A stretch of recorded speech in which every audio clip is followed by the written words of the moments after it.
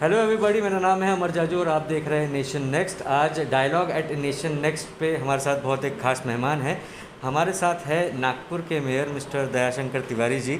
Apart from being the mayor of Nagpur, mister Tiwari is an extremely popular leader in Nagpur. Sir, सबसे पहले मैं आपसे जानना चाहूँगा कि अगर 7 जून तक के देखें तो एनएमसी के डेटा के हिसाब से पहला डोज 5,19,000 कुछ लोगों को मिला हुआ है और सेकंड डोज जो वैक्सीनेट हुए उनकी संख्या है 6,89,000 कुछ है। अब जब हम लोग ये रोज़ का जो डेटा एनालाइज करते हैं एनएमसी का, तो ये देखा जा रहा है कि जो वैक्सीनेशन है काफ़ी एकदम स्लो पेस पे चल रहा है। तो लोगों में, सिटीजन्स में भी ये शंका है कि अगर इसी तरीके से हम लोग चलते रहे तो हम लोग कितने जल्दी वैक्सीनेट कर पाएंगे।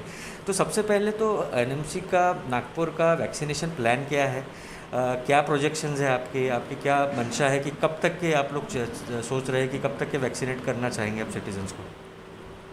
नागपुर म्यूनिसिपल कॉरपोरेशन के माध्यम से वैक्सीनेशन की दृष्टि से म्यूनिसिपल कॉरपोरेशन ने 96 सेंटर बनाए हुए हैं।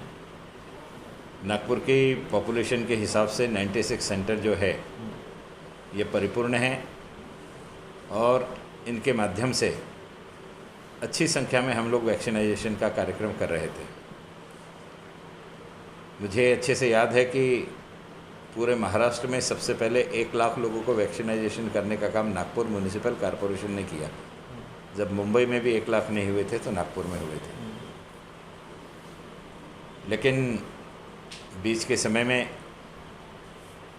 जिस प्रकार के निर्देश आए, जिस निर्देश के अंतर्गत सेकेंड डोज के लिए कोविशील्ड वैक्सीन वालों को मिनिमम 7 वीक्स के पश्चात लेने का निर्णय लिया गया, तब से यह जो गति थी यह गति धीमी हो गई। पहले फर्स्ट डोज और सेकंड डोज दोनों की गति एक साथ बनी हुई थी, लेकिन सेकंड डोज की डेट को एक्सटेंड करने के कारण, पीरियड को एक्सटेंड करने के कारण बहुत बड़े प्रमाण में संख्या पर त्रुटि आई है। इस दृष्टि से जो फर्स्ट डोज के लिए जो लोग बचे हुए हैं उनके प्रति नागपुर म्यूनिसिपल कॉरपोरेशन के माध्यम से पूरा प्रयास किया जा रहा है। मुख्य रूप से अगर मैं कहना चाहूँ कि एक निर्णय केंद्र सरकार ने लिया था, जिस निर्णय में राज्य सरकार के कारण केंद्र को निर्णय लेना पड़ा था। पूरे देश में 3 राज्य ऐसे थे जिसमें से एक महाराष्ट्र, दूसरा दिल्ली और तीसरा केरला, जिन्होंने प्रधानमंत्री से बहुत मीडिया के माध्यम से सारी चीज़ों से एक दबाव बनाया कि 18 साल वाला वैक्सीनेशन जल्दी शुरू किया जाए। और उन्होंने यह भी जिम्मेदारी ली कि अगर आप नहीं कर सकते हो तो राज्य सरकार इसके लिए पूरे संसाधन उपलब्ध कराएगी। माननीय प्रधानमंत्री जी ने 18 साल का वैक्सीनेशन शुरू कर दिया और 18 साल का वैक्सीनेशन शुरू करने के साथ साथ उन्होंने राज्य सरकार की इच्छा थी इसलिए उनको जिम्मेदारी भी दे दी। लेकिन हुआ उल्टा। जैसे ही जिम्मेदारी मिली, जो लोग चीख करके कह रहे थे कि हमें अनुमति दीजिए, वे सारे लोगों ने अपने हाथ खड़े कर लिए कि हम ये व्यवस्था नहीं कर सकते।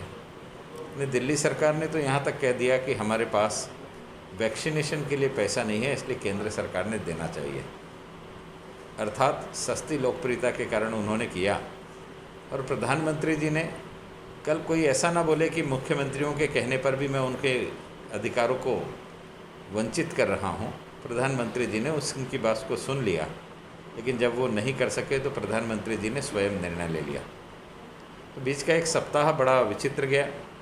महाराष्ट्र सरकार ने एक सर्कुलर निकाल दिया कि जो केवल सेकंड डोज के लोग हैं उनको ही हम वैक्सीनेशन करेंगे, कारण हमारे पास अभी वैक्सीन कम है। अब सेकंड डोज वाले वैक्सीनेशन करेंगे, फर्स्ट डोज को वैक्सीन नहीं देंगे, इस प्रकार का फतवा निकल गया। उसको हमने 4 दिन लोगों को समझाया। 4 दिन बाद जब फर्स्ट डोज वाले आने बंद हो गए, सेकंड डोज का शुरू था, तो सेकंड डोज की जो डेट थी उसको एक्सटेंड कर दिया। जो 48 डेज था उसको बढ़ा करके उन्होंने 84 डेज कर दिया। अब जब 84 डेज कर दिया तो सेकंड डोज वालों का भी आना कम हो गया, तो हमने फिर से चालू कर दिया कि अब हम फर्स्ट डोज वालों को भी देंगे। तो हर 2 दिन में अगर सरकार इस प्रकार से अपने फैसले बदलती रहे, और हम तो इम्प्लीमेंटिंग एजेंसी है, नोडल एजेंसी, शासन का जो निर्देश आया उसका हमको पालन करना है। हम हमारे दिशा निर्देश नहीं बना सकते हैं। इसके कारण वैक्सीनेशन सेंटर पर कमी मौजूद हुई, लेकिन अभी उत्साह के साथ में हम लोगों ने ये सेंटर्स को और ज़्यादा मोबिलिटी होनी चाहिए, इसलिए जो हमारा मुख्य सेंटर था उसको सप्ताह में 2-2 दिन 3 अलग अलग बस्तियों में जा कर के वैक्सीनेशन की शुरुआत की। उससे कुछ प्रमाण में यह बढ़ा हुआ है। अभी भी स्लम की बस्तियों में लोगों के मन में अनेक प्रकार के भ्रम उत्पन्न हैं, उसको दूर करने के लिए हम लोग हमारे जो NGOs हैं उनके माध्यम से स्लम में जन जागृति करके उनका वैक्सीनेशन होना चाहिए, इस दृष्टि से प्रयास कर रहे हैं। सर, अगर वैक्सीन की जो सप्लाई है, जैसे आपने कहा कि आप एक नोडल एजेंसी है, आप इम्प्लीमेंट कर सकते हैं, लेकिन अगर वैक्सीन की सप्लाई अगर प्रॉपर रही और सब कुछ सही चलता रहा, तो क्या आपका एक प्रोजेक्शन कोई है, आपका कभी कुछ प्लान है कि इस टाइम तक के कम से कम हमको पूरे नागपुर के जो रहिवासी है उनको वैक्सीनेट करना है? अगर वैक्सीन का सप्लाई एकदम रेगुलर रहा तो मुझे विश्वास है कि नागपुर शहर को वैक्सीनाइज करने में हम दिसंबर तक संपूर्ण शहर को वैक्सीनाइज कर सकते हैं। इतनी बड़ी यंत्रणा नागपुर महानगर पालिका के माध्यम से खड़ी की जा सकती है। हमारे आज 96 सेंटर 45+ के लिए है, नियर अबाउट नए और 100 सेंटर हम 18+ के लिए खोल करके अपनी व्यवस्था को सुदृढ़ करके दिसंबर से पहले पूरा शहर वैक्सीनाइज हो जाए, इस प्रकार का हम लोग नियोजन कर रहे हैं। हमने तो माननीय मुख्यमंत्री जी को पत्र भी लिखा था कि मान्यवर, अगर आपके माध्यम से वैक्सीन का कोटा नहीं आ पा रहा है तो आप हमें अनुमति दें, महानगर पालिका अपने निधि से इसको खरीदने के लिए तैयार है।